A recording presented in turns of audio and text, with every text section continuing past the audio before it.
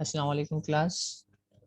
तो आज है हमारे पास एडीएस लैब नंबर 11 जो कि कंटिन्यूटी में ही है हमारी लास्ट लैब से। ठीक है, and it's about link list. ठीक है, लैब का टाइटल क्लियरली बता रहा है लिंक लिस्ट 2, और यानी part 2 of the previous lab. और इसमें आज हम जो एल्गोरिथम्स कवर करेंगे वो डिलीशन से रिलेटेड है। प्रीवियसली हमने इंसर्शन से रिलेटेड एल्गोरिथम डिस्कस किए थे, और आज हम डिलीशन से रिलेटेड एल्गोरिथम डिस्कस करेंगे या इम्प्लीमेंट करेंगे। तो विदाउट फर्दर ड्यू आइए स्टार्ट कर लेते हैं। तो थ्योरी इसमें सच कुछ है नहीं, वही बात है लिंक लिस्ट की जो हमने थ्योरी पढ़ चुके हैं ऑलरेडी, लास्ट लैब में भी, थ्योरी में भी। तो लिंक लिस्ट क्या है, लिंक लिस्ट की रिप्रेजेंटेशन। ठीक है, तो थ्योरी में हम नहीं जाएंगे और इतनी सच थ्योरी इसमें है भी नहीं, और डायरेक्टली हम आ जाते हैं कोड की तरफ। ठीक है, स्ट्रक्ट नोड डिक्लेरेशन बिल्कुल वैसे ही है, और हमें करने डिलीशन के एल्गोरिथम इम्प्लीमेंट। जिस तरह हमने इंसर्शन के 3 एल्गोरिथम इम्प्लीमेंट किए थे, insertion at the beginning, insertion eight the and, और इंसर्शन एट या आफ्टर स्पेसिफिक पोजीशन, बिल्कुल इसी तरह डिलीशन भी हमें ये तीनों प्लेसेस पर इम्प्लीमेंट करनी है, at the beginning, eight the and और एट स्पेसिफिक पोजीशन, या फ्रॉम स्पेसिफिक पोजीशन कहना ज़्यादा बेहतर रहेगा। तो deletion from beginning, deletion from and and deletion from specific position. ठीक है, एल्गोरिथम ऑलरेडी डिस्कस किए जा चुके हैं थियरी क्लास में, तो हम इसकी डेप्थ में नहीं जाएंगे। हम फोकस करेंगे इन एल्गोरिथम की इम्प्लीमेंटेशन में, यानी इस एल्गोरिथम को कोड में कैसे कन्वर्ट किया जाए।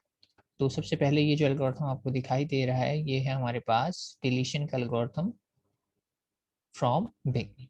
ठीक है, अगर मुझे पहली नोड डिलीट करनी हो लिंक लिस्ट में से, तो मुझे किन स्टेप्स के थ्रू गुजरना पड़ेगा। और अगर आप यहाँ सिंटेक्स पे ध्यान दें तो डिलीट के फंक्शन में क्लियरली सिंटेक्स में ये चीज़ दिखाई दे रही है कि आइटम इक्वल्स टू डिलीट, और यहाँ पे बोले आइटम क्या है, to contain element that is remove from the list. यानी इस फंक्शन का पर्पस ये है, बिल्कुल वैसे ही जैसे हर डिलीट के फंक्शन का हमारा पर्पस होता है कि डेटा डिलीट तो करना है, लेकिन वो डेटा वैल्यू रिटर्न भी करनी है। तो हमें ये ध्यान रखना है कि डिलीट का function must return that value, या जिस नोड को हम डिलीट कर रहे हैं उसका डेटा को रिटर्न करें। अब वो डेटा इंटीजर भी हो सकता है, कैरेक्टर भी हो सकता है, फ्लोट भी हो सकता है, या कोई हमारी बनाई हुई कस्टम डेटा टाइप भी हो सकती है। तो विदाउट फर्दर ड्यू मैं कोड एडिटर ओपन कर लेता हूँ और हम इसे कंटिन्यू कर लेते हैं।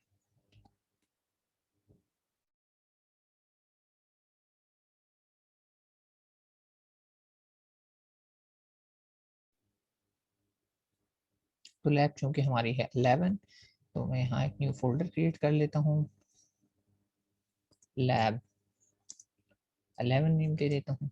ठीक है, अच्छा अब लैब 11 चूंकि कंटिन्यूशन में है लैब 10 से, तो इसमें मैं ये दोनों फाइल्स भी इसकी कॉपी कर लेता हूँ, और यानी ये लिस्ट वाली फाइल भी सेलेक्ट कर लेते हैं, दोनों फाइल्स को मल्टी सिलेक्शन हो रही है होपफुली, एंड कॉपी, और इसी को मैं लैब 11 में पेस्ट कर देता हूँ। अच्छा, इसने तीसरी पूरा फोल्डर ही कॉपी कर दिया, तो मुझे इसको डिलीट कर देना चाहिए। इस तरीके से नहीं चाह रहा हूँ हायरार्की में, मुझे ये फाइल्स चाहिए सिर्फ और सिर्फ, तो मैं इस फाइल्स को एक एक करके कॉपी कर लेता हूँ। कॉपी फाइल लिस्ट की, क्योंकि मैं इसको एक्सटेंड करूंगा, इसमें डिलीशन की फंक्शनैलिटी भी ऐड करूंगा, और टेस्ट फाइल भी हम एक्सटेंड करेंगे। इसमें जो हमने प्रीवियसली फंक्शन इंप्लीमेंट किए थे वो इंसर्शन के थे, और आज हम इसी में मेन्यू को बढ़ाते हुए इसमें डिलीशन से रिलेटेड फंक्शन भी ऐड करते हैं। ठीक है, तो ये हमारे पास टेस्ट फाइल है, और हमारे पास लिस्ट और टैच। तो अगर आप देखें टेस्ट फाइल है जिसमें हमारा मेन फंक्शन मौजूद है, इसमें हमारे पास 3 केसेस थे और चौथा केस हमारा हमने डिस्प्ले रखा हुआ था। तो अब इसमें क्या चेंजेस आएंगी, कोड का हम बेसिक स्ट्रक्चर देख लेते हैं, एल्गोरिथम पे बाद में आते हैं। तो कोड यहाँ पे देखें अगर गिवन है, तो इसमें डिस्प्ले का फंक्शन वही गिवन है। ठीक है, ऑलरेडी जो लास्ट लैब में था वही फंक्शन है। और इसके बाद integer delete at beginning, delete from होगा, ऐड नहीं लिखेंगे हम, और इंटीजर डिलीट फ्रॉम एंड, और इंटीजर डिलीट फ्रॉम स्पेसिफिक, या डिलीट फ्रॉम स्पेसिफिक पोजीशन। अब डिलीट आफ्टर लिखा हुआ है, जबकि हमने डिलीट एट के एल्गोरिथम यहाँ पे कवर किए, finding the position deleting element from the list. तो हम वही एल्गोरिथम इंप्लीमेंट करेंगे जो हमें यहाँ पे गिवन। मेन फंक्शन पे ध्यान दें तो बिल्कुल वैसे ही है, स्टार्ट को हमने इनिशियली नल कर दिया, और अब मेन्यू देखा जाए तो मेन्यू में add at beginning, add after, add at the end के बाद 3 और मेन्यू में ऑप्शन आ गए डिस्प्ले से पहले, delete at beginning, delete at end और डिलीट आफ्टर। और इसका अगर फर्दर आप मेन्यू देखें तो हमारे पास क्या है, तो इंसर्शन के तो क्लियर है। केस नंबर 4 पे अगर हम फोकस करें तो केस नंबर 4 में देखें तो ये फंक्शन डिलीट एट बिगनिंग कुछ ना कुछ रिटर्न कर रहा है और मैं स्टोर कर रहा हूँ एम में, और जस्ट प्रिंट करा देता हूँ the deleted item is, that's it, ये प्रिंट करा देता हूँ। केस 5 में भी ऐसे ही करता हूँ, the deleted item is, that's it, ये कर देता हूँ। लेकिन केस 6 में अगर देखें तो मैं पोजीशन भी पास कर रहा हूँ, ठीक है, पोजीशन पास कर रहा हूँ। तो केस 6 में पहले यूजर से मैंने कहा है कि एंटर द पोजीशन, अच्छा यहाँ पे मेरे ख्याल से कॉपी पेस्ट है, यहाँ पे डिलीट करने की पोजीशन आएगी, और फिर यहाँ पे पोजीशन को मैं स्कैन करा के पास कर दूंगा इस फंक्शन को एज पैरामीटर, और फिर एज आर्गुमेंट पास कर दूंगा, और फिर ये जहाँ फंक्शन कॉल डिफाइन होगा वहाँ पे एज पैरामीटर इसको मिल जाएगा, और उसके बाद उस पोजीशन से डेटा को डिलीट कर देगा। तो अब 3 मेन्यू में मुझे केसेस और ऐड करने हैं, डिलीट फ्रॉम बिगनिंग और डिलीट आफ्टर और डिलीट फ्रॉम एंड। तो हमारे पास अभी सीक्वेंस क्या है, केसेस में पहले मैंने रखा हुआ है insert at beginning, insert at end, और फिर है इंसर्ट आफ्टर स्पेसिफिक पोजीशन। तो मैं इसको क्लीन रखने के लिए अलग लाइन में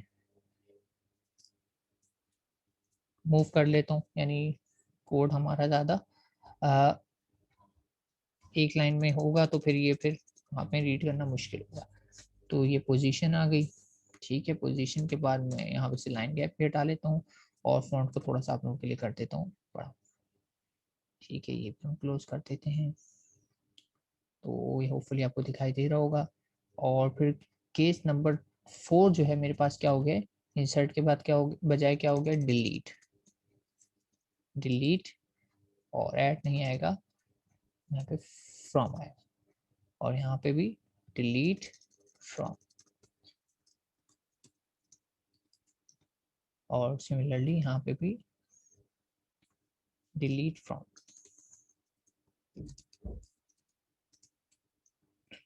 ठीक है।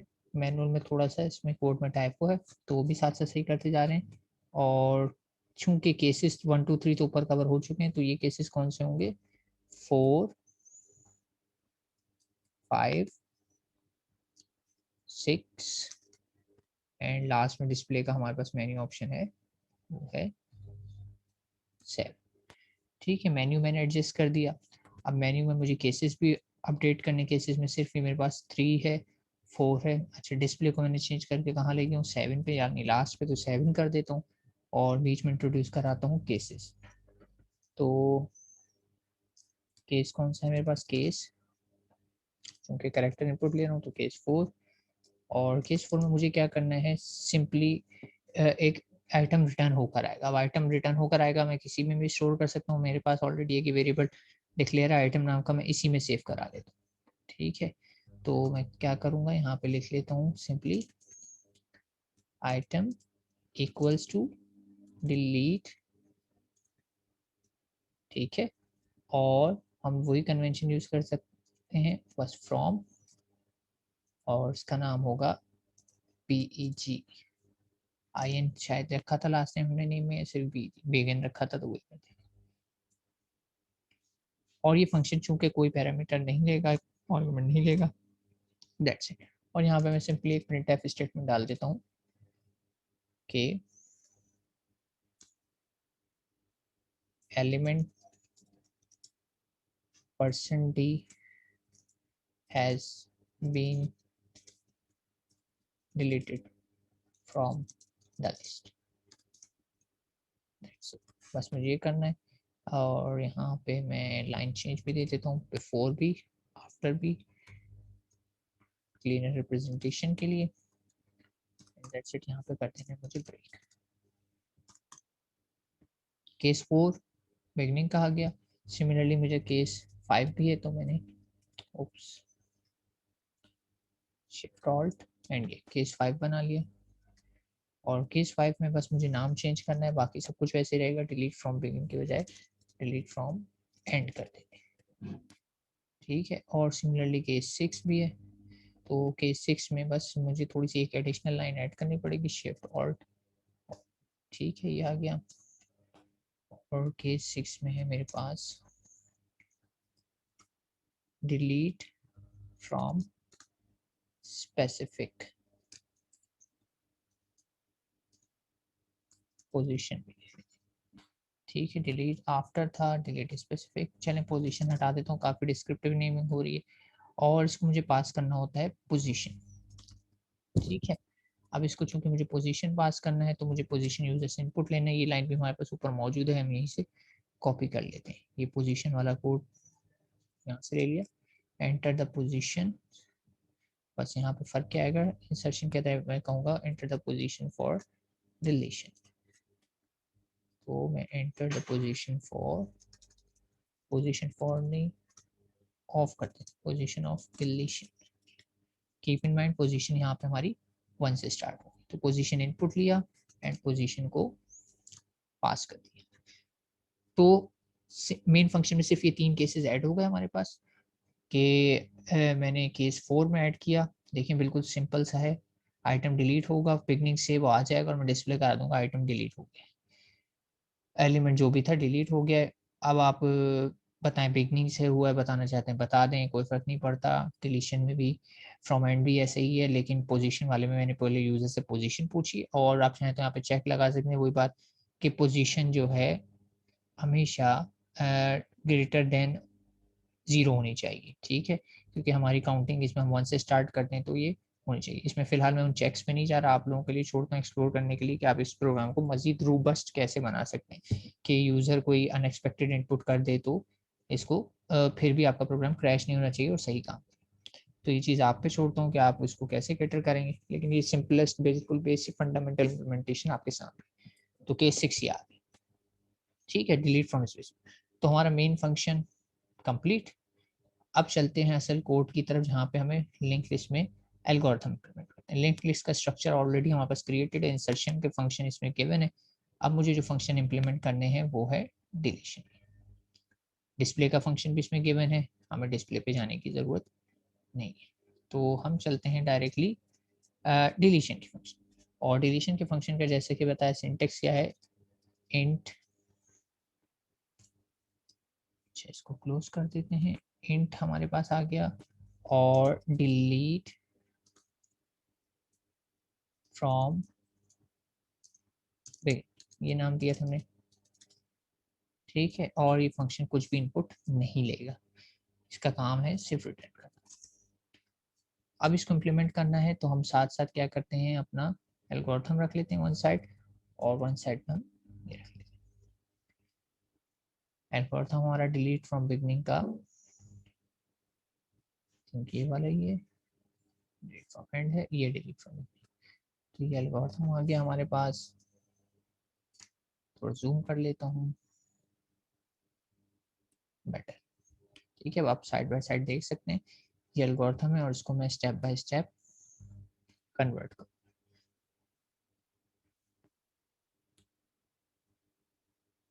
तो सबसे पहला स्टेप जो है इसमें कह रहा है कि आप चेक कर लें लिस्ट एम्प्टी तो नहीं है।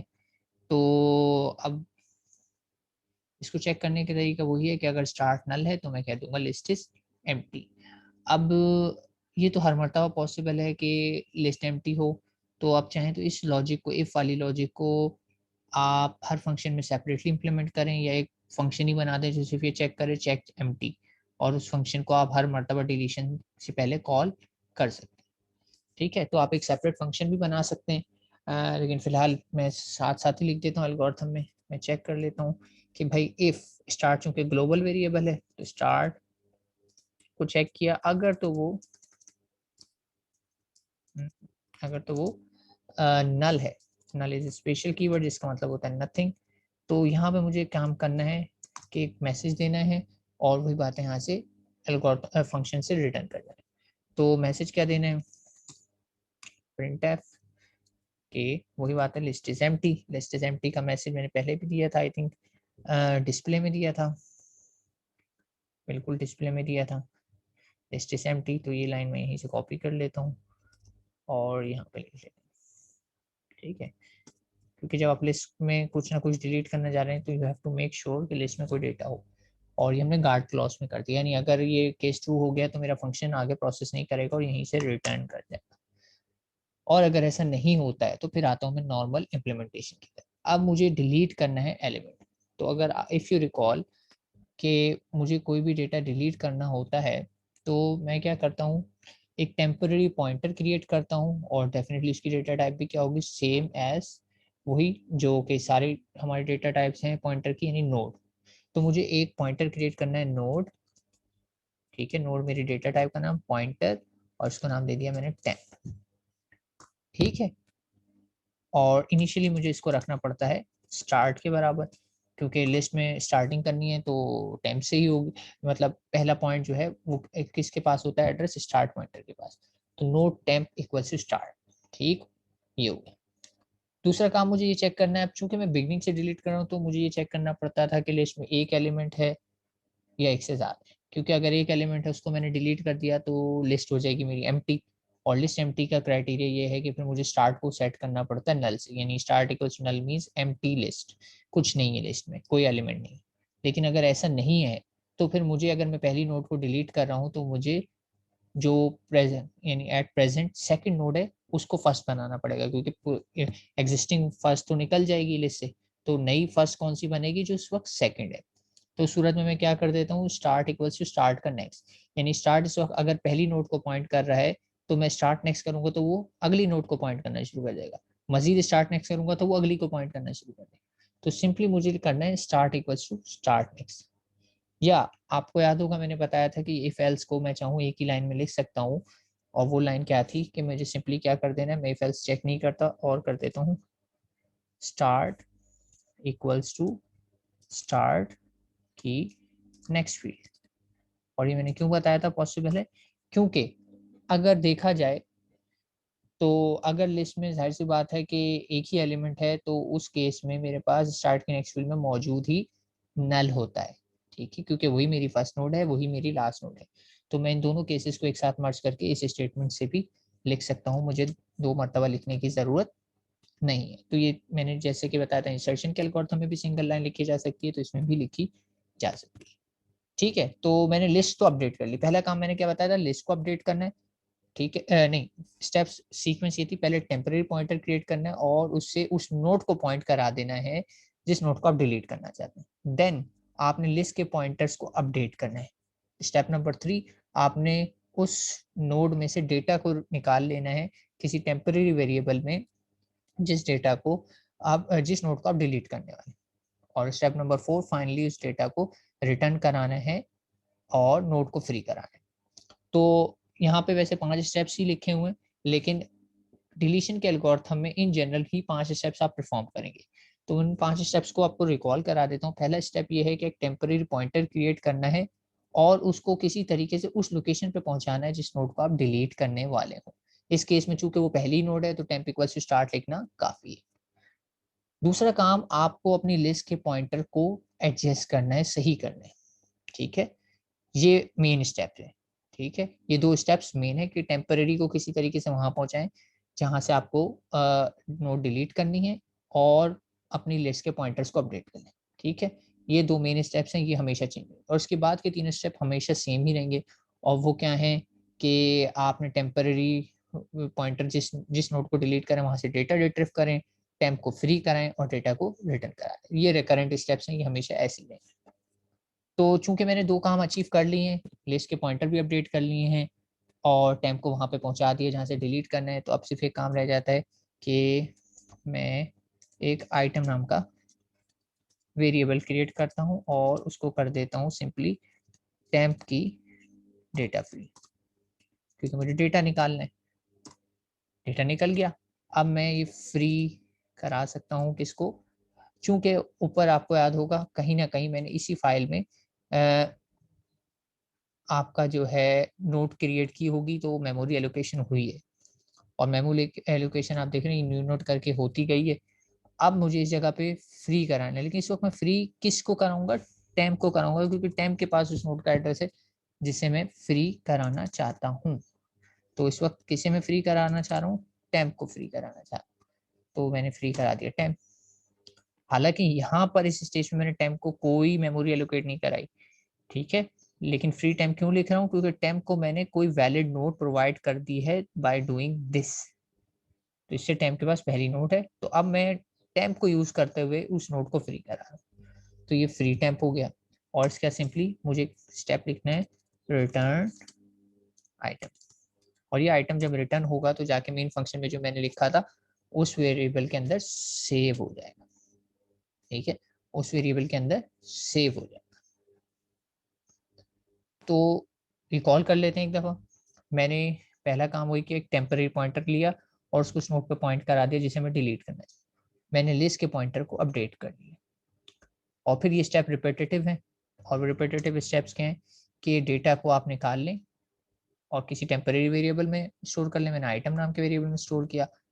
टेम्प को फ्री कराएं या टेम्प के थ्रू उस नोड को फ्री कराएं जो आपने डिलीट करनी है, और फिर उस डेटा को रिटर्न करें।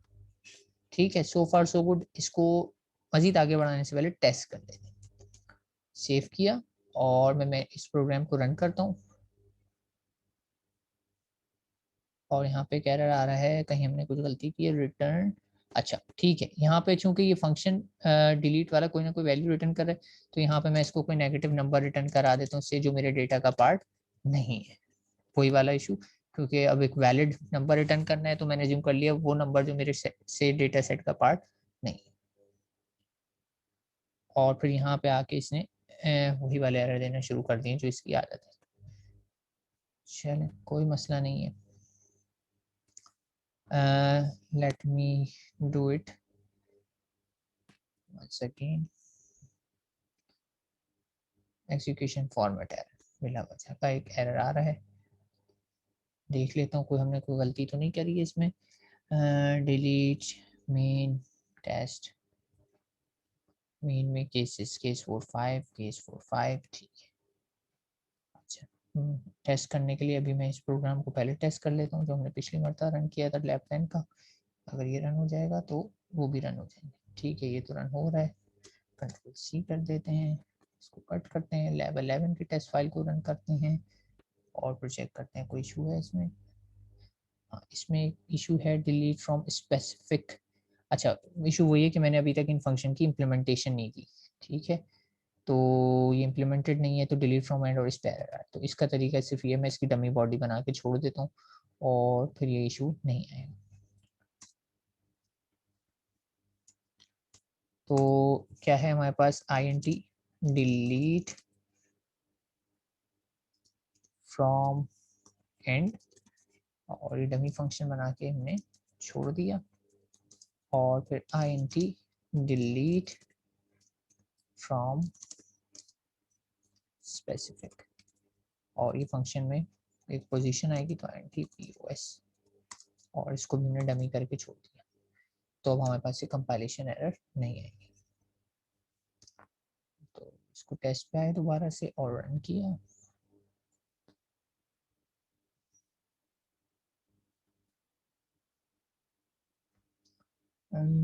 Spellings,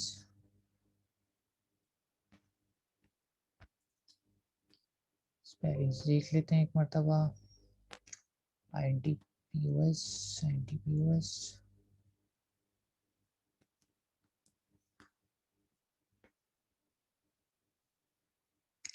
delete from specific.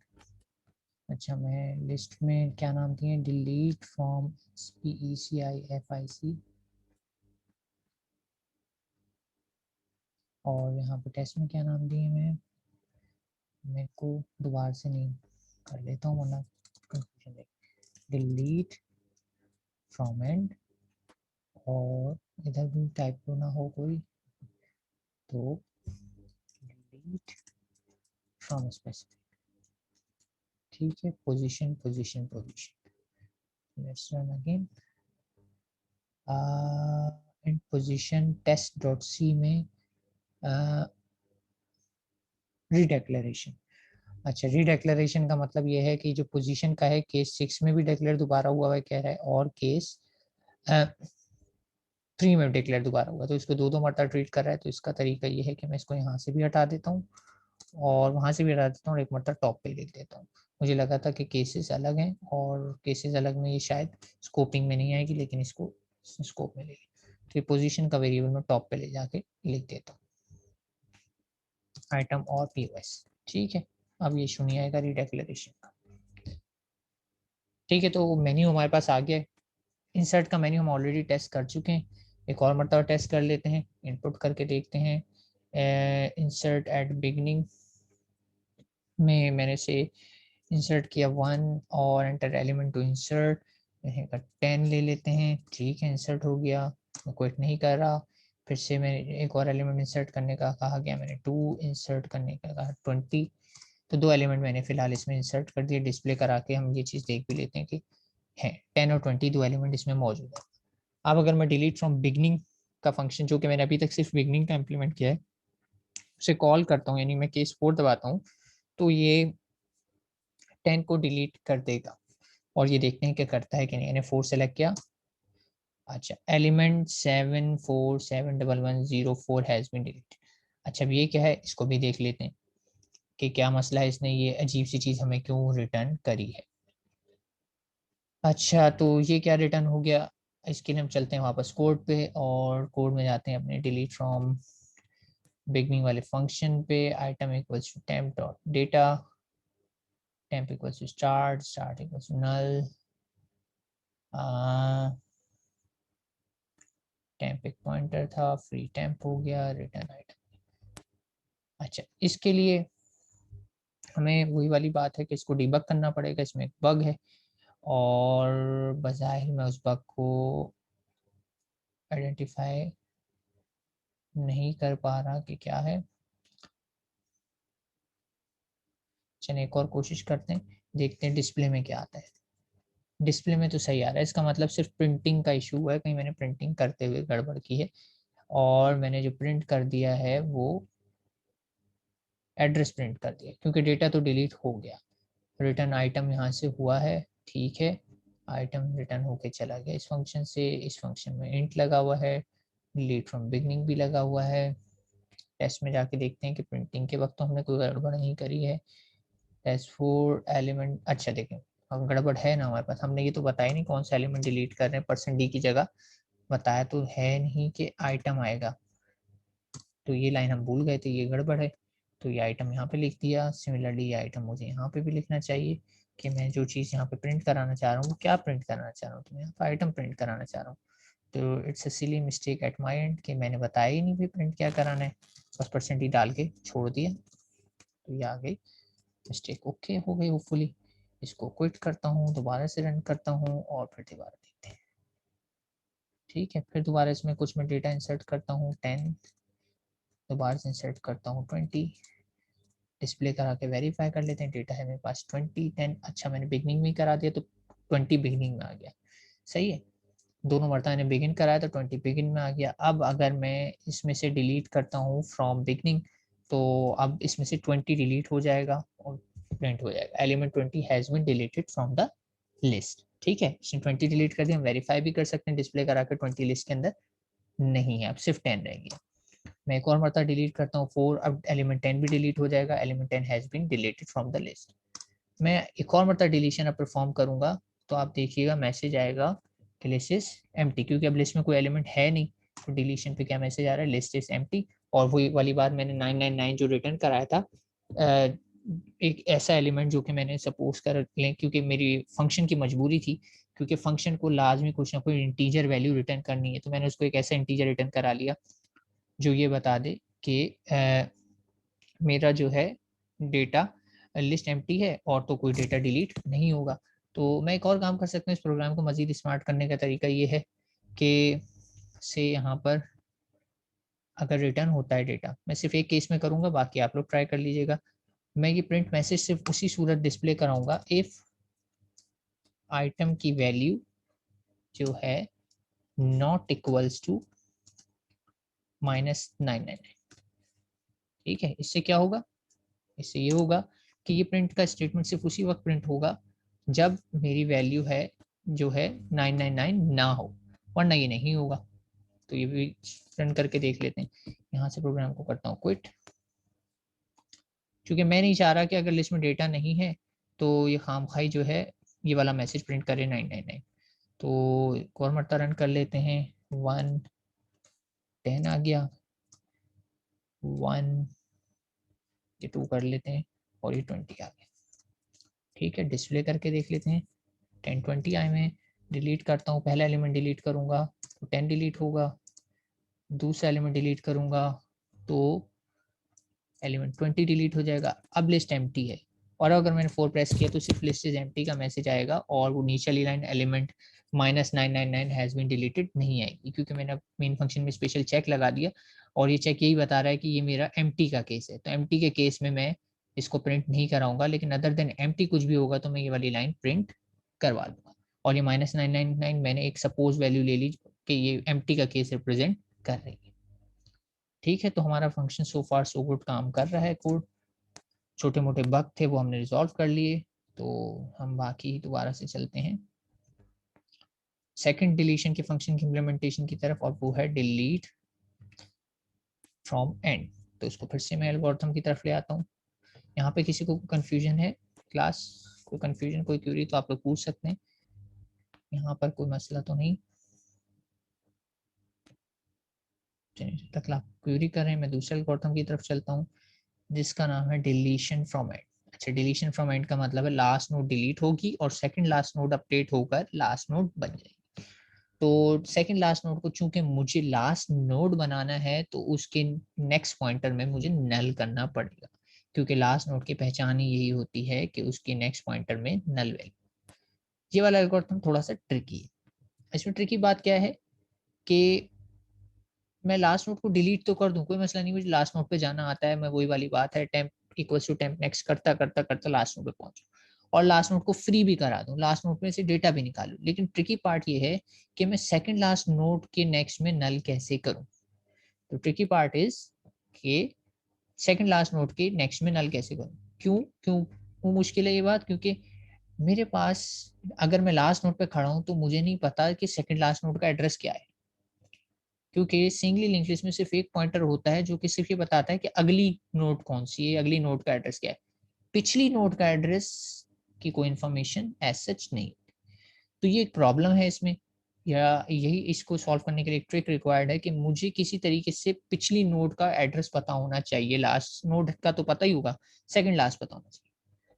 तो इस बात को कैटर करने के लिए मैं क्या करता हूँ कि एक एडिशनल पॉइंटर भी मेंटेन करता हूँ और शुरू ही से उसको क्या करता हूँ, टेम्प पॉइंटर से एक पीछे रखता हूँ। यानी टेम्प अगर दूसरे पर है तो वो पहले पे होगा, टेम्प तीसरे पर है तो वो दूसरे पे होगा, टेम्प अगर लास्ट पर है तो वो ऑटोमेटिकली सेकंड लास्ट पे होगा। तो मैं एक एडिशनल पॉइंटर बनाता हूँ उसकी, यानी सेकंड लास्ट नोड को पॉइंट कराने के लिए, और उस पॉइंटर में मैं क्या कर देता हूँ, फिर पॉइंटर के थ्रू नेक्स्ट फील्ड में नल कर देता हूँ। तो पूरे एल्गोरिथम में सिर्फ यही ट्रिकी बात है, यही नहीं बात है कि मुझे सेकंड लास्ट फील्ड में नल कैसे करना है। तो डिलीट फ्रॉम एंड का कोड फेयरली सिंपल है। ये कैसे काम करता है साथ साथ इम्प्लीमेंट करता जाता हूँ, बताता भी जाता हूँ। सबसे पहला काम तो वही मैंने आपको बताया कि आप चाहें तो इसमें भी चेक कर सकते हैं, सिर्फ बिगनिंग में मैंने चेक करा है, एम्प्टी का केस सब में वैलिड है, सब में आएगा। तो आप इसको चाहें तो एक सिंपल सेपरेट फंक्शन बना दें और वहाँ चेक कर लें, चेक एम्प्टी, और अगर एम्प्टी है तो आप उस केस में इसे रिटर्न करा सकते हैं, या इन 3 लाइंस को हर फंक्शन में कॉपी कर लें जैसे आपको लगे कि आपके एफर्ट्स इसमें कम लग रहे हैं। इसमें मैं इंप्लीमेंट नहीं करा, मेन लॉजिक पे जा रहा हूँ, और मेन लॉजिक ये है कि मुझे करना है temporary pointer note pointer temp, और इसको हमेशा बराबर कर देता हूँ मैं स्टार्ट, क्योंकि मेरे पास और कोई स्टार्टिंग पॉइंट है ही नहीं, स्टार्ट पॉइंटर। लेकिन अब मुझे टेम्प को स्टार्ट पे नहीं रखना, मुझे बल्कि टेम्प को लास्ट नोट पे पहुंचाना है। तो लास्ट नोट पे पहुंचाने से पहले एक स्पेशल केस है मेरे पास कि मैं ये तो चेक कर लूँ कि लिस्ट में नोड, ये बता यहाँ पे आने का मतलब है लिस्ट एम्प्टी नहीं है। ठीक है, एम्प्टी का केस तो मैंने बता दिया ना, आप इम्प्लीमेंट कर लेंगे इधर, इधर एम्प्टी का केस इम्प्लीमेंट कर देंगे, इम्प्लीमेंट एम्प्टी केस हेयर। उसके बाद ये वो केस है कि जब आप की लिस्ट एम्प्टी नहीं है, लिस्ट, ये बात पता लग गई, लिस्ट इज नॉन एम्प्टी। यहाँ पे आए तो ये बात पता लग चुकी है कि लिस्ट नॉन एम्प्टी है। अब लिस्ट नॉन एम्प्टी में यहाँ पे आप कुछ भी केस इंप्लीमेंट कर देंगे, जो मैंने आपको बताया खुद से करेंगे, मैं नहीं कर, रिपीटेटिव है, टाइम ज़ाया करने वाली बात। अब लिस्ट इस नॉन एम्प्टी पर आ गया हूँ, तो इसका मतलब है कि एक नोड है, मुझे इसे डिलीट करना है, तो टेम्प इक्वल्स टू स्टार्ट कर। अब यहाँ पे स्पेशल केस हो सकता है, स्पेशल केस के वन क्या है कि list has only one node, एक ही नोड है लिस्ट में। तो इसका मतलब क्या है कि मुझे तो लास्ट नोड डिलीट करनी थी, लेकिन मैं खड़ा हूँ इस वक्त फर्स्ट नोड पे, और अगर चूंकि लिस्ट में एक ही नोड आ जाए तो that node is also my last node, यानी फर्स्ट नोड जो मेरी है वो मेरी लास्ट नोड भी हो जाएगी। तो अगर मैं ये चेक करना चाहता हूँ कि first node is last node, तो इसका तरीका बड़ा सिंपल सा है कि मुझे चेक कर लेना है कि स्टार्ट की नेक्स्ट फील्ड में, स्टार्ट की नेक्स्ट फील्ड में कहीं नल तो नहीं है। अगर वो नल है तो इसका मतलब यही है कि वही मेरी लास्ट नोड भी है। First node is my last, तो first node is my last. और अगर मैं उस नोड को डिलीट कर दूंगा तो फिर अंडरस्टूड सी बात है कि मेरी लिस्ट हो जाएगी एम्प्टी, यानी स्टार्ट को मुझे क्या करना पड़ेगा, स्टार्ट को मुझे करना पड़ेगा नल। समझ रहे कि लिस्ट मेरी एम्प्टी है और मुझे स्टार्ट को करना पड़ेगा नल। अब स्टार्ट का नेक्स्ट भी कह सकता हूँ मैं इधर चाहूँ तो टेम्प का नेक्स्ट भी कह सकता हूँ, क्योंकि मैंने ऊपर टेम्प और स्टार्ट को इक्विवेलेंट कर दिया। ठीक है, मैं इधर टेम्प का कीवर्ड यूज करना चाहूंगा, क्योंकि मैं अभी ये बताना चाह रहा हूँ कि टेम्प की नोड इस वक्त जिस नोड को पॉइंट कर रही है उसके नेक्स्ट में नल है। ठीक है, इस वक्त वो स्टार्ट को पॉइंट कर रही है और उसके नेक्स्ट में नल है, तो मुझे पता लग गया वही मेरी फर्स्ट नोड जो है मेरी लास्ट नोड है। तो मैं इधर स्टार्ट नेक्स्ट भी लिख सकता हूँ, टेम्प नेक्स्ट भी लिख सकता हूँ, लेकिन सिंपलिसिटी ज़्यादा यही है कि मैं इस तरीके से चेक कर लूँ तो अच्छा रहेगा। और इस लाइन को भी चाहूँ तो मैं यहाँ से हटा के नीचे ले आता हूँ, यानी अगर ये केस हो गया है ना तो मुझे टेम्प वैम्प क्रिएट करने की ज़रूरत ही नहीं पड़ेगी, ख़त्म बात। ये करता हूँ और यहीं से फिर आपका जो है एल्स का केस लगा देता हूँ। लेकिन अगर ऐसा नहीं है तो फिर ये कर लेते हैं, वरना ज़रूरत ही नहीं है मुझे करने की, मैंने डायरेक्टली स्टार्ट को कर दिया नल। ठीक है, डायरेक्टली स्टार्ट को कर दिया नल, लेकिन इसमें प्रॉब्लम आएगी, डायरेक्टली स्टार्ट को नल करने में क्या प्रॉब्लम आएगी कि मुझे डेटा भी तो निकालना था, मुझे डेटा भी तो निकालना था। तो इसका मतलब यह है कि फिर ये वाली लाइन जो है पहले ही लिखनी पड़ेगी मुझे। क्यों? क्योंकि अगर मैंने स्टार्ट को नल कर दिया तो फिर मैं उस नोड को एक्सेस कैसे करूंगा, तो उस नोड को एक्सेस करने का मेरे पास सिर्फ एक ही चीज बचती है, वो है टेम्प। तो बिफोर एडजस्टिंग, जैसे कि अभी थोड़ी देर पहले मैंने स्टेप बताया था, पहले स्टेप हमेशा होना चाहिए कि टेम्प को आप उस नोड को पॉइंट करा दें जो कि आपने डिलीट करनी है। सेकंड स्टेप आप अपनी लिस्ट को एडजस्ट करें, ये सेकंड स्टेप है, मैंने लिस्ट को एडजस्ट कर दिया if list has only one node. लेकिन लिस्ट में अगर एक से ज़्यादा नोड हैं तो फिर मुझे लिस्ट को एडजस्ट करने के लिए कुछ एक्स्ट्रा स्टेप्स लगाने पड़ेंगे। और वो एक्स्ट्रा स्टेप्स में क्या है कि मैं इसमें लगाता हूँ एक लूप, और री लूप में करता सिंपली क्या हूँ कि लूप में चेक करता हूँ कि टेम्प की नेक्स्ट फील्ड में नल तो नहीं है। टेम्प की नेक्स्ट फील्ड में नल होना इस बात की निशानी होता है कि मैं लास्ट नोड पर, तो टेम्प की नेक्स्ट फील्ड में जब तक नल नहीं है मुझे दो स्टेप्स करने हैं। चूंकि अब इसमें मैंने दो पॉइंटर रखने, ये तो मैं करता ही आया हूँ, टेम्प इक्वल्स टू टेम्प का नेक्स्ट, ये तो मैं करता ही आ रहा हूँ, इससे मेरा टेम्पररी पॉइंटर नेक्स्ट नेक्स्ट करता करता आखिरी नोड पे पहुंच जाएगा। लेकिन यहाँ पे मुझे एडिशनली जैसे कि मैंने बताया मुझे क्या करना है कि मुझे इसमें सेकंड लास्ट नोड को भी ट्रैक करना है। तो सेकंड लास्ट के लिए मैंने ऊपर एक और पॉइंटर क्रिएट किया और उसका नाम दे दिया मैंने, अच्छा इतना ऊपर जाने की भी जरूरत नहीं है क्योंकि प्रीवियस का ताल्लुक सिर्फ इस वाले केस से है, तो मैं इसको इसके अंदर डिक्लेयर कर देता हूँ नोड पॉइंटर और इसको नाम दे दिया प्रीवियस। ठीक है, जो बिल्कुल एक स्टेप पीछे चलेगा इससे। और यहाँ पे वाइल में जब मैं टेम्प की वैल्यू आगे बढ़ा रहा हूँ उससे पहले मुझे प्रीवियस को इक्वल करना है टेम्प से और फिर टेम्प को अपडेट करना है। तो इससे क्या होगा, इस पर्टिकुलर आइट्रेशन में प्रीवियस के पास से टेम्प पहली नोड को पॉइंट कर रहा था तो प्रीवियस अब पहली को करने लगेगा और टेम्प की वैल्यू अपडेट होकर दूसरी पे चलेगी। फिर अगली आइट्रेशन में टेम्प प्रीवियस दूसरी को करेगा तो टेम्प तीसरे पे चलेगा। फिर प्रीवियस तीसरी को करेगा तो टेम्प चौथे पे चलेगा एंड सो ऑन, ये सिलसिला चलता जाएगा। और इवेंचुअली जब ये लूप ब्रेक होगी तो टेम्प अगर लास्ट नोड को पॉइंट कर रहा है तो प्रीवियस उससे पिछली नोड यानी सेकंड लास्ट नोड को पॉइंट कर रहा होगा। ठीक है, तो ये तो हो गया कि मैं पहुंच चुका हूं फाइनली किस लोकेशन पर, लास्ट लोकेशन पे। लास्ट लोकेशन पे टेम्प पहुंच गया, तो टेम्प इस वक्त उस नोड को पॉइंट कर रहा है जिसे मुझे डिलीट करना है, और प्रीवियस इस वक्त उस नोड को पॉइंट कर रहा है जो मेरी न्यू आने वाली जो है लास्ट नोड है। तो स्टेप की सीक्वेंस याद करें, पहला स्टेप है कि टेम्प को पॉइंट करा दें आप उस नोड पर जो आपने डिलीट करनी है। तो ये स्टेप मुझे यहाँ पे अचीव हो गया, मेरा टेम्प वहां पे पहुंच चुका है जो मुझे नोड डिलीट करनी है। दूसरा स्टेप अपडेट लिस्ट पॉइंटर। तो अपडेट लिस्ट पॉइंटर का मतलब ये है कि अब मुझे लिस्ट में जो सेकंड लास्ट नोड है उसको पॉइंटर को अपडेट करना है, और सेकंड लास्ट नोड कौन पॉइंट कर रहा है, प्रीवियस पॉइंट कर रहा है, और प्रीवियस की कौन सी फील्ड को अपडेट करना है, नेक्स्ट फील्ड को अपडेट करना है। और इसकी नेक्स्ट फील्ड में मुझे क्या करना है, नल करना है, चूंकि मैं इसे क्या बनाना चाहता हूँ, लास्ट नोड बनाना चाहता हूँ। क्या बनाना चाहता हूँ, इसे मैं लास्ट नोड बनाना चाहता हूँ। तो प्रीवियस की नेक्स्ट फील्ड नल करने का मतलब ये हुआ कि मैंने अपडेट कर लिया अपनी लिस्ट को। पहला स्टेप टेम्प को पॉइंट करवाया उस नोड से, उस नोड को पॉइंट कराया टेम्प से जिसको मैं डिलीट करना चाह रहा हूँ। दूसरा स्टेप मैंने लिस्ट के पॉइंटर्स को अपडेट कर लिया। ठीक है, और उसके बाद वही 3 रिपीटेटिव स्टेप जो मैंने आपको बताए, और वो रिपीटेटिव स्टेप चूंकि सेम है तो मैं उसको आपको बता देता हूँ क्यों सेम है, क्योंकि ये तीनों स्टेप्स मैं एज इट इज यहाँ से कॉपी कर लेता हूँ और एज इट इज यहाँ पे पेस्ट कर देता हूँ, क्योंकि ये स्टेप हमेशा ही सेम रहेंगे।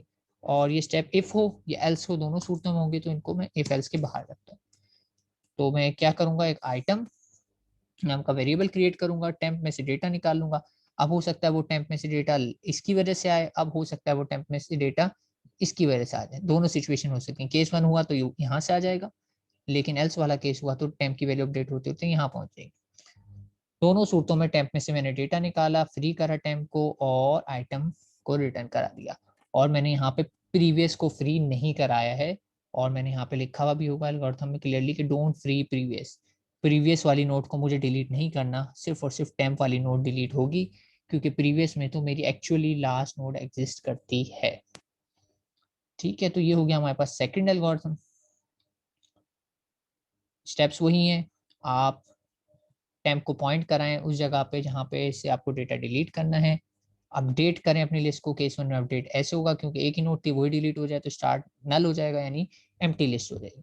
और अगर ऐसा नहीं है, लास्ट नोड आपके आगे है कहीं, तो आप व्हाइल लूप से करते करते करते टेम्प को अपडेट करते हुए लास्ट नोड पे पहुंच जाएंगे। ठीक है, टेम्प पॉइंट करने लगा उस नोड को जिसको डिलीट करना है, और फिर आपने एडजस्ट कर लें लिस्ट के पॉइंटर्स जो कि प्रीवियस के पॉइंटर को अपडेट होगा। और फिर फाइनली आपको क्या करना है कि टेम्प में से डेटा निकालना है, टेम्प को फ्री कराना है और डेटा रिटर्न करना। ठीक है, तो ये थोड़ा सा ट्रिकी एल्गोरिथम था, लेकिन उम्मीद करता हूँ बात समझ में आ जाएगी। और ना समझ में आए तो ये रिकॉर्डिंग हो रही है, आप इस लेक्चर को दोबारा से देख सकते हैं। ठीक है, इसको अभी हम एक साथ ही टेस्ट कर लेंगे जब हम लास्ट एल्गोरिथम इम्प्लीमेंट कर लेंगे। तो ये हो गया हमारा डिलीट फ्रॉम एंड का फंक्शन, और लास्ट फंक्शन है हमारे पास डिलीट फ्रॉम स्पेसिफिक पोजीशन। तो इसका एल्गोरिथम भी मैं ओपन कर लेता हूँ। डिलीट फ्रॉम स्पेसिफिक पोजीशन में देखा जाए तो ये हमारे पास एल्गोरिथम है, और इस एल्गोरिथम में और ये जो भी इससे हमने पहले एल्गोरिथम किया कुछ ज़्यादा फर्क नहीं है, बस एक एडिशनल इसमें कंडीशन आ जाती है, और इसमें मेरी लूप लास्ट नोड तक नहीं चलती बल्कि किसी स्पेसिफिक पोजीशन तक चलती है। तो इसीलिए इसको डिलीट फ्रॉम स्पेसिफिक पोजीशन या डिलीट फ्रॉम स्पेसिफिक कहा गया। तो चूंकि मैंने बताया ये फंक्शन प्रीवियस फंक्शन जैसा ही है, तो इसमें भी वही है। मैं एम्प्टी वाला केस आप पे छोड़ता हूँ, आप टेस्ट करें। और मैं शुरू कर रहा हूँ मेन लॉजिक की तरफ, लिस्ट एम्प्टी नहीं है तो क्या करना है। और यहाँ पे भी मैंने किया टेम्प इक्वल्स टू स्टार्ट। ठीक है, मैंने यहाँ पे एडिशनली क्या किया कि मुझे पोजीशन का चेक रखने के लिए एक इंटीजर वैल्यू चाहिए जो कि कह लें एक तरीके से लूप का कंट्रोल वेरिएबल है, और मैंने इसको नाम दे दिया इंटीजर के। और इनिशियली इसकी वैल्यू मैंने कर दी 1 क्योंकि पहली नोट पे हूँ। ठीक हो गया। इसके अलावा मुझे एक प्रीवियस नाम का पॉइंटर भी चाहिए, तो उसको भी मैं यही डिक्लेयर कर देता हूँ, नोट और प्रीवियस। इनिशियली प्रीवियस के पास कुछ भी नहीं है, बस एक पॉइंटर है, ठीक है। इनिशियली प्रीवियस के पास कुछ भी नहीं। मैंने एक वाइल लूप लगाई, वाइल लूप में मैंने कंडीशन क्या लिखी, जब तक बस k लेस देन pos, जो गिवन पोजीशन इससे लेस है, ये काम करो। क्या काम करो, वही वाला काम, प्रीवियस इक्वल्स टू टेम्प कर दो, और वही टेम्प इक्वल्स टू टेम्प की नेक्स्ट फील्ड, ठीक है। ये है मेरे असल मेन स्टेप। और फाइनली के को भी करते रहो प्लस प्लस, यानी के भी तो इंक्रीमेंट करना ही है ना मुझे, वरना तो ये लूप इन्फिनिटी तक चलती रहेगी, क्योंकि पोजीशन से अगर लेस हुआ तो एक सिलसिला चलता रहेगा। लेकिन यहाँ पे एक स्पेशल केस ये भी हो सकता है कि मैंने टेम्प को आगे बढ़ाया, ठीक है, टेम्प को मैंने आगे बढ़ाया और मुझे पता चलता है टेम्प में हो गया नल, ठीक है। लिस्ट में एटलीस्ट एक नोड मौजूद है, लिस्ट में एटलीस्ट एक नोड मौजूद है, एम्प्टी का केस नहीं है। तो एम्प्टी का केस नहीं है तो ये वाली कंडीशन मैंने बिल्कुल शुरू में नहीं लगाई कि मैं शुरू में ही चेक करने लगूं कि भाई टेम्प नल तो नहीं है। तो मैंने पहले टेम्प को आगे बढ़ा दिया और उसके बाद चेक किया, क्योंकि इससे पहले चेक करने का कोई फायदा नहीं है। ऊपर नीचे कर भी सकता हूँ, लेकिन मुझे पता है कि अभी नहीं करना बनता, टेम्प को आगे बढ़ाने के बाद चेक करूँ तो ज़्यादा बेहतर रहेगा कि टेम्प कहीं नल तो नहीं हो गया आगे बढ़ाने से। पता चला मैंने टेम्प को आगे बढ़ाया नेक्स्ट और वो नल हो गया।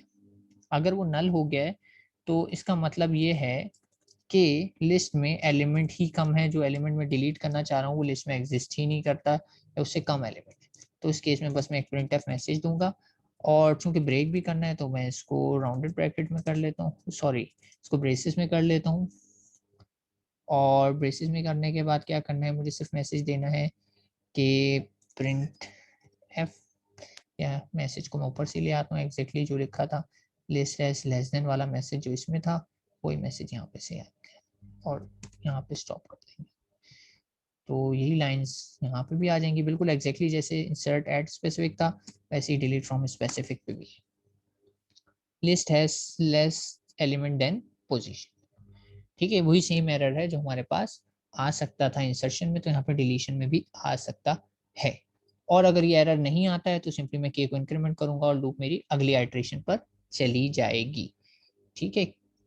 और जब ये लूप एंड हो जाएगी, ठीक है, इसका मतलब अगर ये लूप ये स्टेप नहीं आया है, यानी रिटर्न नहीं हुआ फंक्शन, तो मैं कभी ना कभी इसके बाद यहाँ पहुंचूंगा, यानी ये सक्सेस का केस है और मुझे वो पोजीशन मिल चुकी है। तो अब आपको मैंने बताया कि पहला स्टेप क्या होता है, वही वाली बात है, टेम्प को उसकी सही पोजीशन पे पहुंचाना, टेम्प अपनी सही पोजीशन पर पहुंच गया है इसकी वजह से। दूसरा स्टेप है लिस्ट को अपडेट करना। अब ध्यान रहे टेम्प उस नोड को पॉइंट कर रहा है जिसे मैं डिलीट करना चाहता हूँ, और प्रीवियस उस नोड को पॉइंट कर रहा है जो उससे बिल्कुल पिछली वाली नोड है। अगर मैं आपको यहाँ पे इसकी डायग्राम थोड़ी सी दिखाऊं तो ये सिचुएशन है, टेम्प इसको पॉइंट कर रहा है, मैं बता देता हूँ टेम्प किसको पॉइंट कर रहा है, टेम्प इसको पॉइंट कर रहा है, ठीक है, और प्रीवियस इससे पिछली नोड को पॉइंट कर रहा है। अब मुझे क्या करना है, यहाँ से ये टेम्प वाली नोड जो है इसको डिलीट करना है, यानी टेम्प वाली नोड अगर मैं यहाँ से हटा दूं तो लिस्ट कैसे जोड़नी है, मुझे लिस्ट में ऐसे जोड़नी है कि यहाँ से एरो निकलेगा और यहाँ आ जाएगा, ठीक है, लिस्ट को ऐसे जोड़ना है। तो मुझे यहाँ किस चीज को जोड़ना है, इसकी नेक्स्ट फील्ड को अपडेट करना है। इसकी नेक्स्ट फील्ड में मुझे पहले इसका एड्रेस था, अब इसका एड्रेस नहीं बल्कि इसका एड्रेस डालना है, इस नोड का, ये 40 वाली नोड का एड्रेस चाहिए। और ये 40 वाली नोड का एड्रेस किसके पास है, अगर देखा जाए तो ये 40 वाली नोड का एड्रेस ये रहा, ये नेक्स्ट में पड़ा हुआ है। ये किसका नेक्स्ट है, ये टेम्प का नेक्स्ट है, यानी टेम्प के नेक्स्ट में जो भी चीज मौजूद है उसे मैं चाहता हूँ कॉपी होकर किसकी नेक्स्ट में आ जाए, प्रीवियस के नेक्स्ट में आ जाए। तो सिंपली मुझे जो लाइन लिखनी है वो क्या है, प्रीवियस की next field is equals to temp की नेक्स्ट फील्ड। तो मुझे जो एक यहाँ पे लाइन लिखनी है वो ये लिखनी है कि प्रीवियस की next field equals to temp की नेक्स्ट फील्ड, बस ये करना है मुझे। तो मेरे क्या होगा, ऑटोमेटिकली ये एरो जो ब्लू में बना हुआ है पहले से और जो मैंने अभी रेड में बनाया है ये क्रिएट हो जाएगा, और फिर ये नोड बीच में से एक तरीके से ऐसा हो जाएगा कि लिस्ट का पार्ट है ही नहीं, क्योंकि अब मैंने ये बीच में से समझने दो एरोज हट गए। अब ना ये इससे पॉइंट कर रहा है ना ये इससे पॉइंट कर रहा है, क्योंकि मैंने इसको लिस्ट निकाल दिया और लिस्ट अब ऐसे हो गई कि ये बस यहाँ चला गया, ठीक। अब ये तो हो गया मेरा काम कि मैंने लिस्ट को भी अपडेट कर दिया, ठीक है। सीक्वेंस क्या थी, पहले टेम्प को उस नोड पे पहुंचे जहाँ से डिलीट करना है, लिस्ट को अपडेट करें, और फिर उसके बाद मैंने आपको वही बताया थे रिपीटेटिव स्टेप्स क्या है हमारे पास। रिपीटेटिव स्टेप्स यहाँ पे जो लिखे हैं मैं यहीं से कॉपी कर लेता हूँ, टाइम बचेगा हमारा। रिपीटेटिव स्टेप्स क्या कहते हैं कि भाई आप क्या करें, डेटा टेम्परेरी का जो है टेम्परेरी में से डेटा निकालें, टेम्परेरी को फ्री कराएं और रिटर्न करा दें आइटम, और प्रीवियस को बिल्कुल भी फ्री नहीं कराएंगे, और प्रीवियस को बिल्कुल भी फ्री नहीं कराएंगे। देख सकते हैं आप डेट, यही है इसका कोड कि वही वाली बात, item equal to temp, temp को फ्री करा दें और डेटा रिटर्न कर दें। तो अब हमारा कोड कंप्लीट हो चुका है, हम पूरे कोड को टेस्ट कर लेते हैं एक दफ़ा कि आया ये सही काम करता है या नहीं। तो let's give it a shot. ये मैंने अपनी टेस्ट फाइल पे गया हूँ, ठीक है, फाइल सेलेक्टेड होना ज़रूरी है, और रन। अच्छा, यहाँ पे क्या एरर आ गया है, अभी थोड़ी देर पहले तो ये कोई एरर था नहीं, दोबारा से रन करके देख लेता हूँ। If item not equals to -999, यहाँ क्यों एरर दे रहा है, अभी तो ऐसा कोई एरर नहीं था। देख लेता हूँ डिलीट फ्रॉम बिगनिंग में कोई हमने गलती तो नहीं कर दी कॉपी पेस्ट के दौरान, नहीं हमने कोई गलती नहीं की। ये काम फाइल इशू क्रिएट कर रहा है, एक्सपेक्टेड आइडेंटिफायर बिफोर इफ। अच्छा चलें देख लेता हूँ। नहीं हमारी तरफ से तो कोई गलती नहीं है यहाँ पर, ये प्रोग्राम ऐसे ही बस प्रॉब्लम क्रिएट कर रहा है। मैं टर्मिनल को दोबारा ऑन कर लेता हूँ और फिर दोबारा रन कर लेता हूँ। ठीक है हो गया, और रन अगेन। ठीक है, कोई मसला दिया लेकिन खुद ही रन भी हो गया, क्योंकि इसमें कोई मसला नहीं है। रिटर्न विथ नो वैल्यू, ये कहाँ पर return with list attach, return with no value in function. अच्छा ठीक है, वही मसला यहाँ पे भी होगा, रिटर्न विथ नो वैल्यू कहाँ पर है, लाइन नंबर 129, 129 लाइन नंबर है हमारे पास यहाँ पर, ये वाली। ठीक है, तो यहाँ पे भी मैं रिटर्न करा देता हूँ, वही वाली बात है -999। ठीक है, बस एक वार्निंग दी थी इसमें, और कोई इशू नहीं है, क्योंकि मेरा फंक्शन अब जो है कुछ ना कुछ रिटर्न करेगा। अच्छा फिर से मैंने कोई गड़बड़ करी कि लिस्ट पे रख के रन कर दिया, टेस्ट पे रख के रन करना है। ठीक है, रन हो गया सक्सेसफुली। टेस्ट कर लेते हैं, इनिशियली डिस्प्ले कराता हूँ, तो इनिशियली अगर मैं डिस्प्ले कराता हूँ तो लिस्ट इज एम्प्टी। ठीक है, इंसर्ट एट बिगनिंग करता हूँ और से 10 इंसर्ट कराया तो इंसर्ट हो गया, अभी पता नहीं लगेगा। तो मैं 2 भी करता हूँ, इंसर्ट एट एंड करता हूँ और इसमें सेट करा देता हूँ से 40 या 30 करा देता हूँ। एक और मरतबा इंसर्ट एट एंड करा देता हूँ और इसको करा देता हूँ 40। ठीक है, डिस्प्ले करा के देख लेते हैं, 10 30 40 है। इंसर्ट आफ्टर स्पेसिफिक पोजीशन भी करा के देख लेता हूँ, और इंसर्ट आफ्टर स्पेसिफिक पोजीशन कहता है 3 में कह रहा है एलिमेंट इंसर्ट करें, मैंने एलिमेंट कहा 20, पोजीशन इंसर्ट करें, मैंने कहा आफ्टर फर्स्ट करना है, तो आफ्टर फर्स्ट करूंगा तो इसका मतलब 10 के बाद इंसर्ट हो जाना चाहिए। चेक कर लेता हूँ कि 10 के बाद इंसर्ट हुआ है, यस 10 के बाद इंसर्ट हो गया, 10 20 30 40। और एक काम और करते हैं, एंड में एक और इंसर्ट करा लेता हूँ 50 भी। ठीक है, 5 एलिमेंट हो गए, तो डिलीशन करना अब हम देख सकते हैं। तो अब मुझे कहा जा रहा है कि भाई डिलीट करना है, तो पहले मैं डिलीशन फ्रॉम स्पेसिफिक पोजीशन कर लेता हूँ। डिलीशन फ्रॉम स्पेसिफिक पोजीशन है 6, मैंने 6 किया। कह रहे हैं पोजीशन बताएं जहां से डिलीट करना चाह रहे हैं, मैं पोजीशन में 8 दे दिया। ध्यान रहे मेरी लिस्ट में एलिमेंट सिर्फ और सिर्फ कितने, 5 हैं, मैं 8 देता हूँ तो क्या होता है। तो यहाँ पे वही मैसेज आया, list has less element than position, और ये वही 999 वाला मैसेज आ गया। इसके लिए मैंने आपको ऑलरेडी सोल्यूशन बता दिया है कि आप इफ की कंडीशन लगा दें तो ये मैसेज यहाँ पे हर केस में डिस्प्ले नहीं होगा, यानी फेलियर के केस में नहीं डिस्प्ले होगा अगर आप इफ की कंडीशन में लिखें।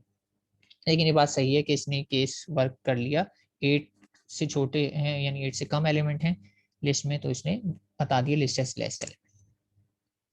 दोबारा से कॉल करते हैं डिलीट एट स्पेसिफिक 6, और अब मैं देखें डिलीट करने का कह रहा हूँ पोजीशन नंबर 3 का मतलब ये है कि मेरी लिस्ट में 10 20 30 है, तो 30 की बात कर रहा हूँ मैं इस वक्त, यानी 30 डिलीट हो जाना चाहिए। तो element 30 has been deleted from the list. Verify भी कर लेते हैं डिस्प्ले करा के लिस्ट में 30 नहीं होना चाहिए। तो ये देखें लिस्ट में 30 नहीं है, मैंने 30 को डिलीट कर दिया।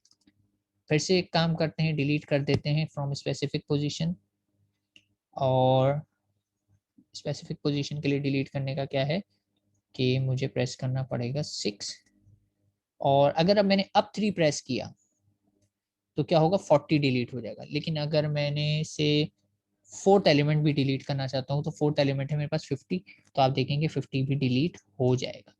50 has been deleted from the list 7 करके मैं दिखा सकता हूँ। देखें मेरे पास जो है, अच्छा क्या हुआ 50 डिलीट हुए, हाँ, तो लिस्ट में देखें 10 20 एंड 40 मौजूद है।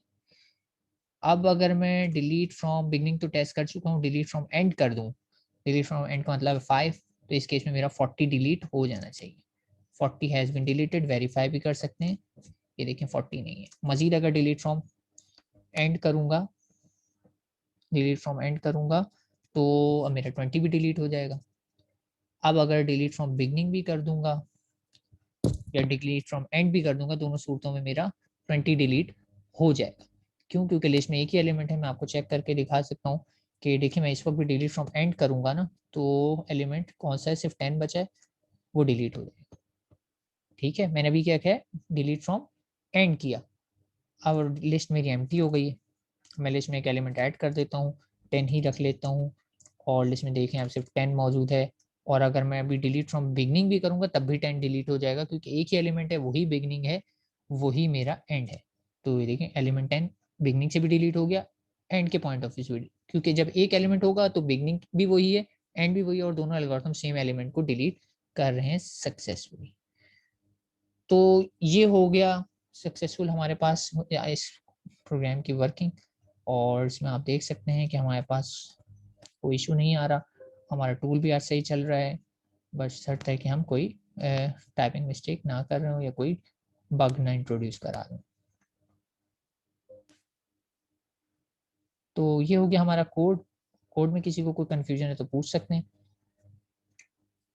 वरना फिर मैं लैब मैनुअल की तरफ चलता हूँ और फिर टास्क वगैरह जो है उसे एक्सप्लेन कर देता हूँ, क्योंकि लैब में हमारे पास इतना कुछ आज बना नहीं, क्योंकि हमारे पास सिर्फ 3 एल्गोरिथम थे, और पार्शियल लैब हम ऑलरेडी प्रीवियस लैब में कवर कर चुके थे, तो आज की लैब हमारी जल्दी एंड हो।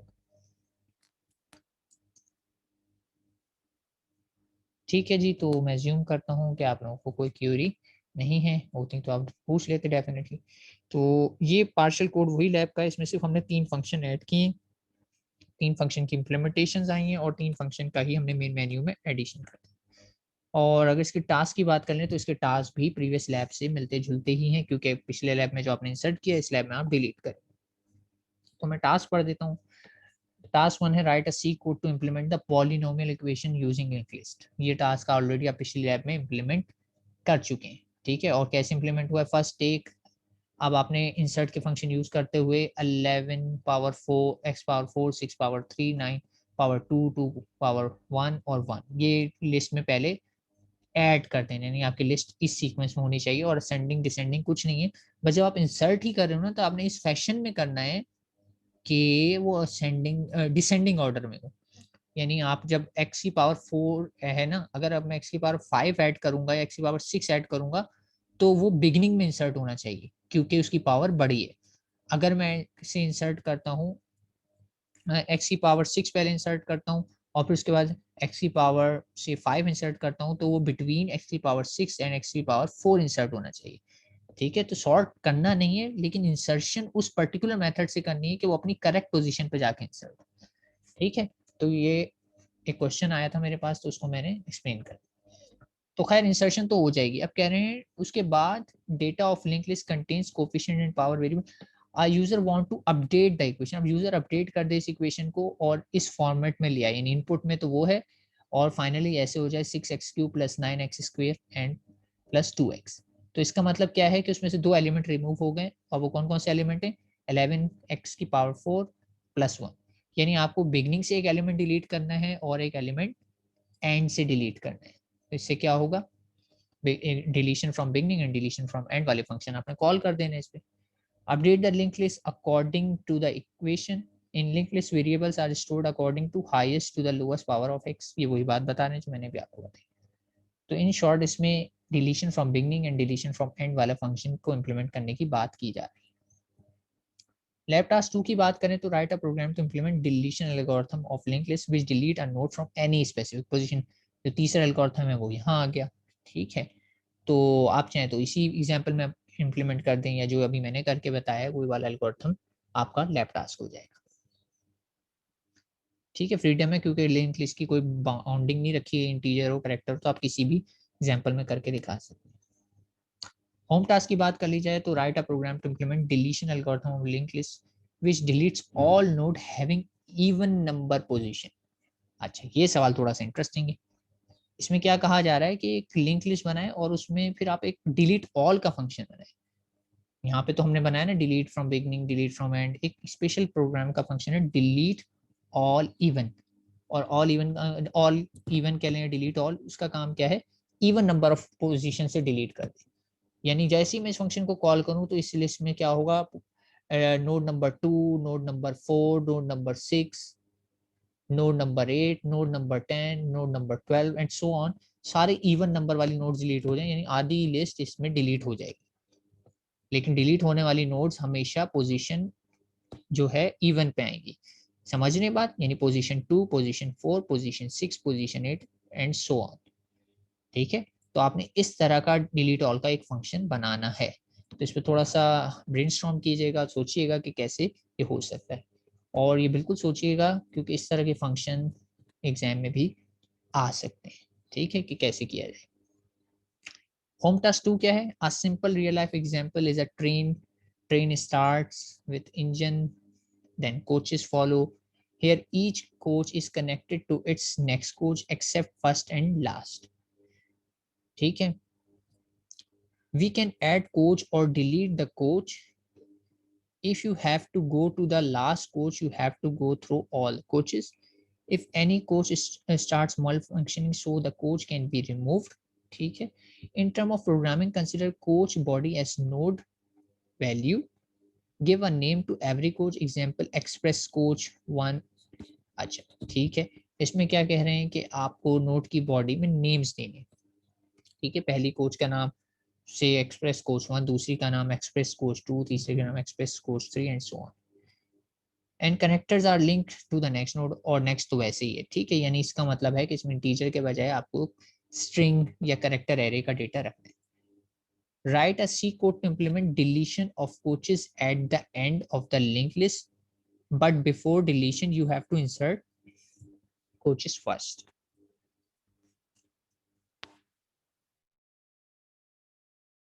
इसका क्या मतलब हो गया, इसका मतलब सिंपली यही हो गया कि आपने जो सारे एल्गोरिथम पढ़े हैं वो आपको इसमें इम्प्लीमेंट करने हैं। यानी जो मैंने एग्जांपल आपको इंसर्शन की, डिलीशन की कराई इस लैब में, पिछली लैब में वो कराई थी इंटीजर डेटा टाइप, आपको उस पूरे के पूरे कोड को स्ट्रिंग डेटा टाइप में कन्वर्ट करना है, ठीक है। Write a C code to implement deletion of coaches at the end. अच्छा, डिलीशन सिर्फ एट द एंड कह रहे हैं, डिलीशन सिर्फ एंड का कह रहे हैं, लेकिन उससे पहले इंसर्शन भी तो करनी है। तो इंसर्शन भी एंड पे ही होगी, मेरा ख्याल से दो ही बना लें काफी रहेगा, insertion at end and deletion at end, ठीक है। तो बस इसमें चेंजेस यही है कि ये स्ट्रिंग डेटा टाइप यूटिलाइज करेगा और इंसर्शन और डिलीशन एट द एंड का फंक्शन, ठीक है। तो क्लास मेरी तरफ से तो लैब में इतना ही था। अगर आप लोगों को कोई क्यूरीज है तो you are most welcome to ask, आप लोग पूछ सकते हैं।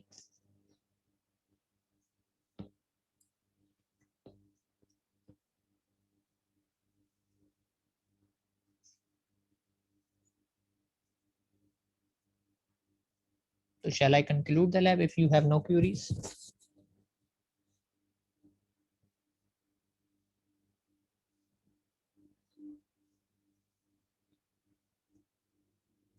चलिए तो फिर मैं लैब कंक्लूड करता हूँ। टिल नेक्स्ट टाइम, अल्लाह हाफिज।